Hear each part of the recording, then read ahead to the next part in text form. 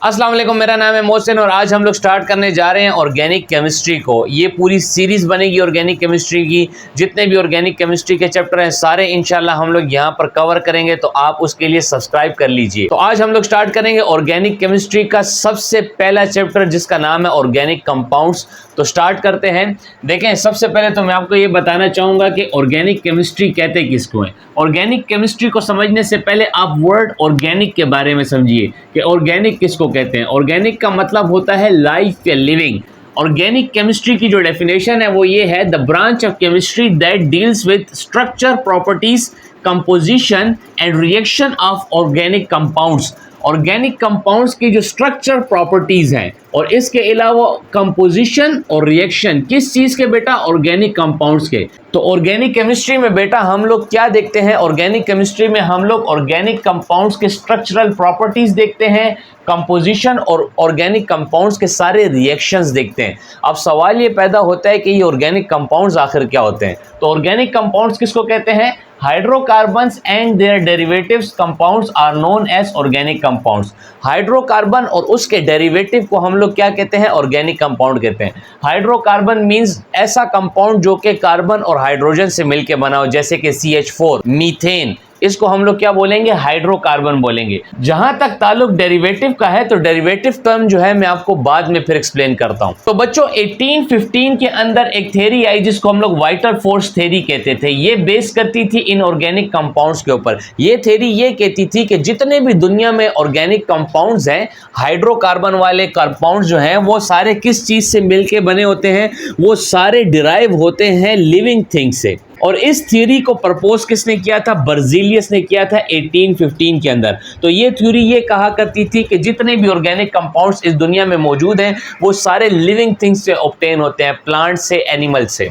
लेकिन गेम कब चेंज हुई, गेम तब चेंज हो गई जब 1828 के अंदर फ्रेडरिक वॉलर नामी एक जर्मन साइंटिस्ट आए जिनको हम लोग फादर ऑफ ऑर्गेनिक केमिस्ट्री भी कहते हैं। उन्होंने क्या काम किया कि उन्होंने एक ऑर्गेनिक कंपाउंड को लेबोरेटरी के अंदर बना दिया। तो वाइटल फोर्स थ्योरी तो ये कहती थी कि ऑर्गेनिक कंपाउंड क्या है, ऑर्गेनिक कंपाउंड लिविंग थिंग से बनता है, लेबोरेटरी में नहीं तैयार हो सकता।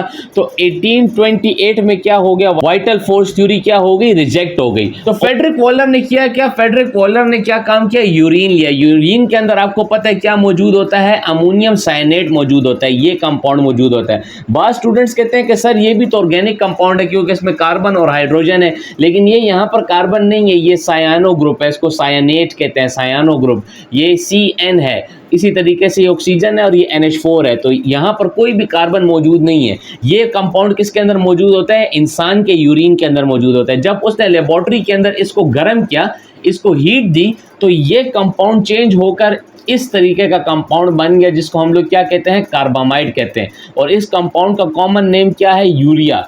और ये कंपाउंड क्या चीज़ है बेटा, ये कंपाउंड आपके पास एक ऑर्गेनिक कंपाउंड है क्योंकि इसके अंदर कार्बन भी मौजूद है और इसके अंदर हाइड्रोजन भी मौजूद है। तो इस तरीके से फ्रेडरिक वॉलर ने क्या काम किया कि लेबोरेटरी के अंदर यूरिन से यूरिया बनाकर क्या काम कर दिया कि सबसे पहला ऑर्गेनिक कंपाउंड उसने लैब के अंदर डिस्कवर कर लिया। फिर इसके बाद लाइन लग गई।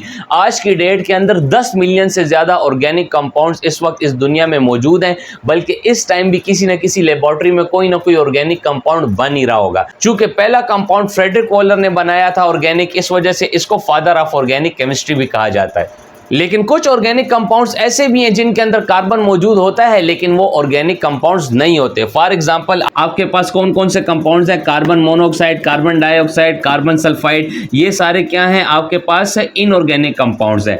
डायमंड भी हो गया, ग्रेफाइट भी हो गया, ये सारे के सारे आपके पास इनऑर्गेनिक कंपाउंड्स कहलाए जाते हैं। ये इनऑर्गेनिक क्यों हैं, ये इनऑर्गेनिक इस वजह से है कि या तो इनका सोर्स इनऑर्गेनिक है जिससे ये लिए गए हैं, या इनकी जो नेचर ऑफ बॉन्डिंग है उनकी वजह से ये क्या है, ये इनऑर्गेनिक है। फॉर एग्जांपल अगर मैं कार्बन डाइऑक्साइड की बात करूं तो कार्बन डाइऑक्साइड का कुछ इस तरीके का शेप होता है। आप देखें इसमें कार्बन तो मौजूद है लेकिन इसमें हाइड्रोजन तो मौजूद नहीं है, इस वजह से हम लोग इसको क्या बोलेंगे कि ये एक इनऑर्गेनिक कंपाउंड है।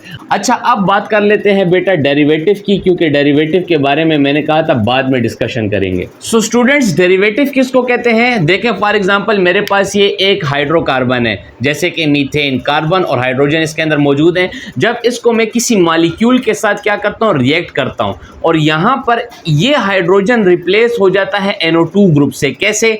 ये हाइड्रोजन और ये OH मिलकर आपस में क्या बना लेते हैं? H2O, और ये NO2 इस हाइड्रोजन की जगह लेते हुए इस कार्बन के साथ आकर अटैच हो जाता है, तो ये CH3NO2 एक नए किस्म का कंपाउंड बन जाता है। अब इस कंपाउंड को हम लोग क्या बोलते हैं? इस कंपाउंड को हम लोग डेरिवेटिव बोलते हैं। डेरिवेटिव ऐसा कंपाउंड है जब भी आप हाइड्रोकार्बन में से एक हाइड्रोजन को रिप्लेस करके उसकी जगह कोई और ग्रुप या कोई और एटम को अटैच कर दें जो कि हाइड्रोजन ना हो, तो ऐसे कंपाउंड को हम लोग फिर क्या बोलते हैं? डेरिवेटिव बोलते हैं। तो आप सोचिए दुनिया में कितने सारे ऑर्गेनिक कंपाउंड्स हैं, उनके साथ कितने बहुत सारे हाइड्रोजन इधर उधर लगे होते हैं। आप हाइड्रोजन उस मॉलिक्यूल में से बारी बारी हटाते जाओ और पूरे पीरियोडिक टेबल में जितने भी एलिमेंट हैं उन सबको कोशिश करो उसके अंदर घुसेड़ने की, तो करोड़ों और अरबों किस्म के नए किस्म के आपके पास मॉलिक्यूल्स बन जाएंगे और जो कि क्या होंगे? हाइड्रोकार्बन्स के डेरिवेटिव्स होंगे। इस वीडियो के अंदर जस्ट मैंने ऑर्गेनिक कंपाउंड चैप्टर को इंट्रोड्यूस किया है। फर्दर इस चैप्टर के ऊपर वीडियोस आती रहेंगी। एक स्टूडेंट कमेंट करता है कि सर आप ये किस बोर्ड से रिलेटेड पढ़ा रहे हैं, तो आप याद रखें चाहे आपका फेडरल बोर्ड है, चाहे आपका KP बोर्ड है, चाहे आपका सिंध है, चाहे आपका बलोचिस्तान है, कोई भी बोर्ड है आपका, जितनी भी नॉलेज उस टॉपिक से रिलेटेड होगी ना, चाहे वो किसी भी बोर्ड में हो, वो सारी की सारी आपको मिलेगी, बल्कि आपकी किताब में जो लिखा हुआ है उससे ज्यादा ही नॉलेज आपको मिलेगी। तो बोर्ड को भूल जाएं, टॉपिक को देखें और अपने आप को उसमें एक्सपर्ट बनाएं। उम्मीद करता हूं आपको ये वीडियो पसंद आई होगी। चैनल को लाइक करें, सब्सक्राइब करें और अपने दोस्तों के साथ शेयर करें। Thank you.